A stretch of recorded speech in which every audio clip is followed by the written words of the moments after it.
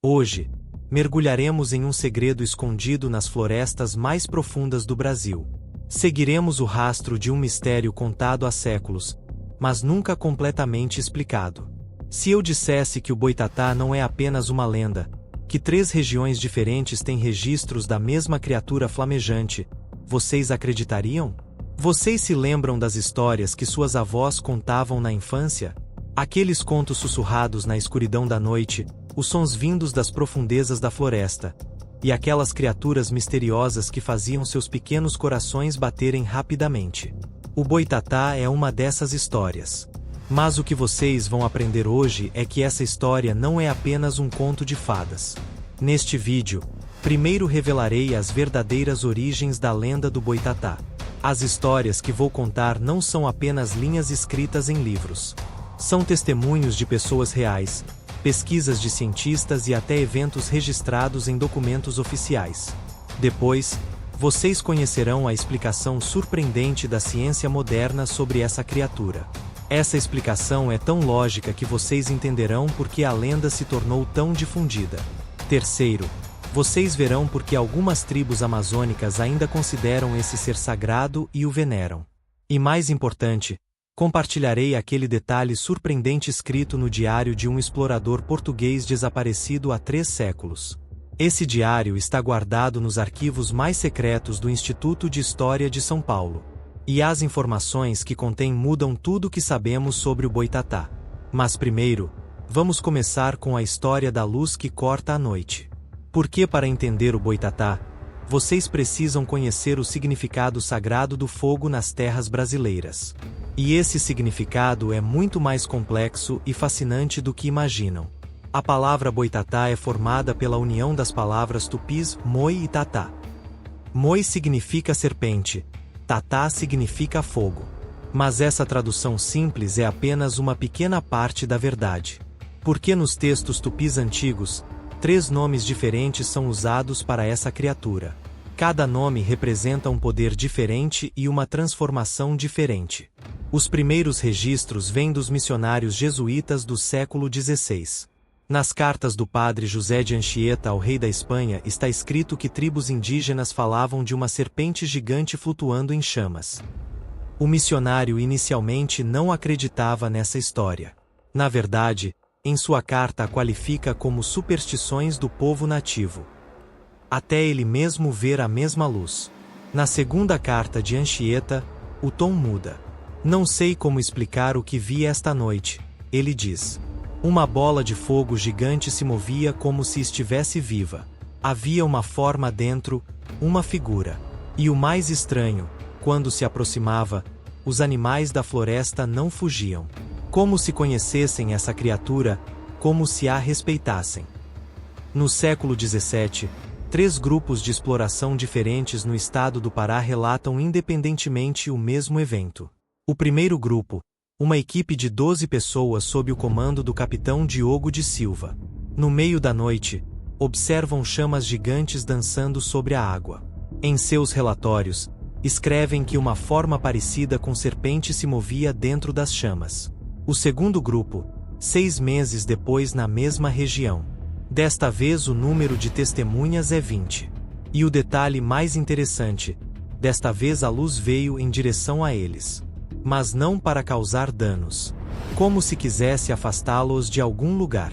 De fato, no dia seguinte um grande incêndio florestal irrompe naquela área. O terceiro grupo são os homens do famoso explorador bandeirante Antônio Raposo Tavares. A história deles é ainda mais impressionante. A criatura flamejante os segue por 3 noites. Mas não apenas os segue, também os guia. Porque na rota que seguem essa criatura, encontram fontes de água limpa e locais seguros para abrigo. Seria isso coincidência, ou realmente existe uma força protegendo as florestas? O que a ciência moderna diz sobre isso? E mais importante, por que após séculos, algumas tribos ainda acreditam que esse ser vive entre eles? A história do boitatá não termina apenas na Amazônia. Estados do sul do Brasil também têm lendas semelhantes, mas cada uma tem seus próprios detalhes únicos. No Rio Grande do Sul é conhecido como Moitatatá e dizem que nessa região a criatura aparece nos pampas. Em Minas Gerais o chamam de cobra de fogo e as histórias dessa área indicam que a criatura protege as minas. No estado de São Paulo, uma versão diferente é contada entre os trabalhadores das plantações de café. O boitatá de lá é menor, mas muito mais rápido. E estranhamente, só aparece em noites de lua cheia. Segundo a pesquisa de 20 anos da antropóloga Maria Helena Farelli, essa lenda é na verdade uma magnífica união de 3 culturas diferentes. A antiga crença no espírito do fogo das tribos Tupi, a poderosa mitologia do dragão dos escravos de origem africana, e as lendas de dragão que os colonos portugueses trouxeram da Europa. Com o tempo, essas 3 tradições se uniram, criando uma criatura brasileira sem igual no mundo. A descoberta mais impressionante da pesquisa de Farelli é esta: em todas as 3 culturas, essas criaturas têm características protetoras. Na crença tupi, espíritos do fogo protegem a natureza. Na mitologia africana, dragões protegem tesouros e lugares sagrados. Nas lendas europeias, dragões são na maioria das vezes retratados como guardiões de um reino ou cidade. Mas o detalhe mais interessante está escondido na explicação científica dessa lenda. O famoso biólogo Carlos Rodrigues propõe que explosões de gás metano na Amazônia podem causar aparições do boitatá. A matéria orgânica acumulada em terrenos pantanosos se decompõe em condições anaeróbicas, produzindo grandes quantidades de gás metano. Quando esse gás se mistura ao ar, pode inflamar com a menor faísca. Os experimentos laboratoriais de Rodrigues mostram que as chamas produzidas durante a queima do metano podem realmente exibir movimentos semelhantes a serpentes. Especialmente em condições de vento, essa nuvem de gás flamejante se move pelo ar serpenteando. E o mais surpreendente, esse fenômeno natural, visto de longe, realmente se parece com uma serpente de fogo gigante. Na ilha de Marajó, no estado do Pará, um pescador de 65 anos chamado Dom Carlos compartilha uma história que seu avô contava na infância. Seu avô Manuel encontrou o boitatá em sua juventude enquanto pescava no rio. Naquela noite, Manuel estava lançando redes com um amigo no meio da noite. Quando passou da meia-noite, uma luz brilhante apareceu sobre a água. No início pensamos que fosse uma tocha, diz Dom Carlos, relatando as palavras do seu avô. Mas uma tocha não pode ser tão grande, tão brilhante. Então a luz começou a se mover, serpenteando como uma cobra, dançando sobre a água. Manuel e seu amigo ficaram com medo, mas não fugiram, porque aquela luz de alguma forma lhes dava paz. Meu avô dizia que naquela noite o boitatá os guiou, continua Dom Carlos. No caminho de volta para casa, a criatura mostrou uma trilha que eles nunca conheceram. Essa trilha era muito mais segura que o caminho normal. E no dia seguinte souberam que jaguares estavam rondando o caminho normal naquela noite. Uma história semelhante vem da cidade de Tefé, no estado do Amazonas. O líder da tribo Ticuna, Cacique Roberto, explica que o boitatá é na verdade uma manifestação do pai da mata, ou seja, o pai da floresta. Segundo ele, o boitatá é uma força espiritual que protege o equilíbrio da floresta.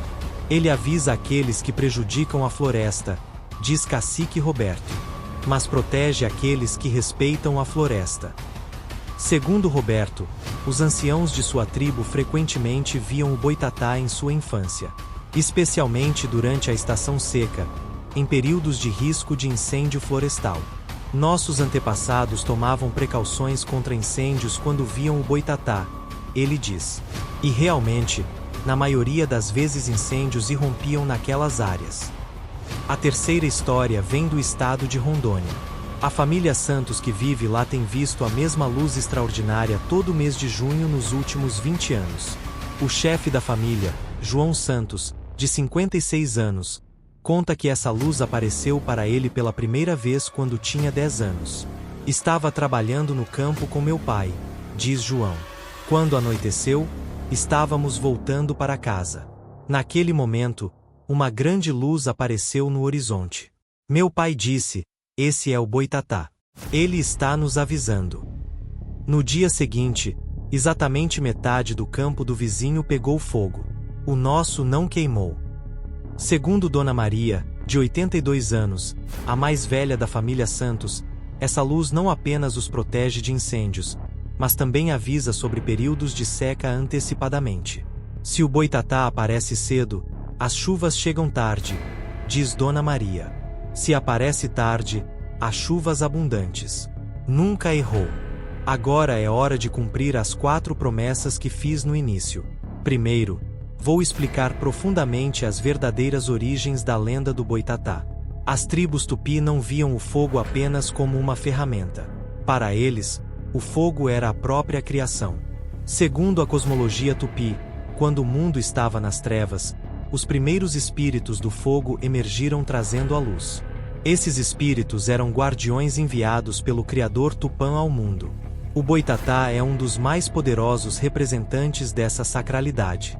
Mas a história não termina aqui.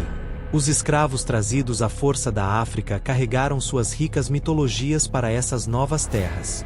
Na crença Yoruba existe Ozumare, a serpente do arco-íris. Esse ser tem domínio tanto sobre a água quanto sobre o fogo. Nas tribos do Congo existem os Simbi, dragões d'água que protegem rios e lagos.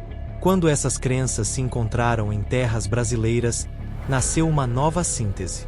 O espírito do fogo tupi, os dragões protetores africanos e as tradições europeias de dragão trazidas pelos portugueses se uniram para criar a forma atual do boitatá.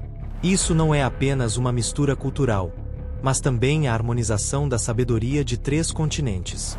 Minha segunda promessa, a explicação da ciência moderna, é realmente fascinante. A pesquisa de 10 anos do biólogo Carlos Rodrigues resultou nas seguintes descobertas. A alta umidade na Amazônia e o acúmulo massivo de matéria orgânica criam condições ideais para a produção de metano. Árvores mortas, folhas caídas e restos de animais se decompõem debaixo d'água, produzindo grandes quantidades de gás metano. Quando esse gás metano emerge do solo para a superfície, entra em contato com a carga elétrica atmosférica. Especialmente em noites tempestuosas, o campo elétrico formado antes dos raios causa a ignição súbita desse gás. O fenômeno resultante é conhecido no mundo científico como Will Davis ou luz do pântano. Como podem ver nos vídeos laboratoriais de Rodrigues, o gás metano em combustão realmente se move como uma criatura viva. Dança com o vento, muda de direção como se tivesse vontade própria. E o mais surpreendente, essa reação química natural cria uma ilusão perfeita de serpente de fogo quando vista de longe. Minha terceira promessa era explicar por que as tribos amazônicas ainda consideram esse ser sagrado. A resposta mostra um paralelo surpreendente com a ciência ambiental moderna. Essas tribos veem o boitatá há séculos como o guardião do equilíbrio ecológico. A explicação do xamã da tribo ticuna, Pajé Valdeci, é muito clara. O boitatá é a voz da floresta. Quando a floresta está doente, ele aparece. Quando a floresta está saudável, ele também está em paz. Essas palavras refletem o conceito de sistemas de alerta precoce natural, que é um dos princípios fundamentais da ecologia moderna. De fato, as áreas onde o gás metano é liberado intensamente são geralmente lugares onde o estresse ecológico é alto. Áreas de desmatamento, poluição da água ou onde o equilíbrio natural foi perturbado. Portanto, a aparição do boitatá também tem caráter de alerta ambiental do ponto de vista científico. E finalmente, aquele diário perdido que prometi. O diário do explorador português Manuel da Silva, que viveu no século XVII, foi encontrado durante a restauração do Instituto de História de São Paulo em 2010. Na página 112 do diário, Silva escreve assim: 15º dia de março. É a terceira noite que vejo a mesma luz magnífica. Na primeira noite tive medo, na segunda noite fiquei curioso, na terceira noite entendi. Essa luz nos protege. Quando me aproximo, ela foge, quando me afasto, ela me segue. Exatamente como um cão, mas um cão muito mais inteligente. O diário de Silva continua: meu guia nativo Tupinambá diz que essa luz é o grande protetor. E acho que ele está certo. Porque desde que começamos a seguir essa luz, não encontramos nenhum animal perigoso. Nem jaguar nem cobra. Como se essa luz estivesse dizendo a eles para se manterem longe de nós. A parte mais impressionante é esta. Ontem à noite a luz nos levou à entrada de uma caverna. Quando entramos, vimos que as paredes estavam cobertas de ouro. Mas mais importante, havia uma fonte de água limpa. Se não tivéssemos seguido essa luz, teríamos morrido de sede. Agora tenho certeza, essa criatura é um presente de Deus. Esse diário é o mais antigo e detalhado testemunho europeu apoiando a natureza protetora do boitatá. Os escritos de Silva mostram que não era apenas uma lenda, mas que ele encontrou um fenômeno real. A história do boitatá é na verdade um resumo perfeito de toda a riqueza cultural do Brasil.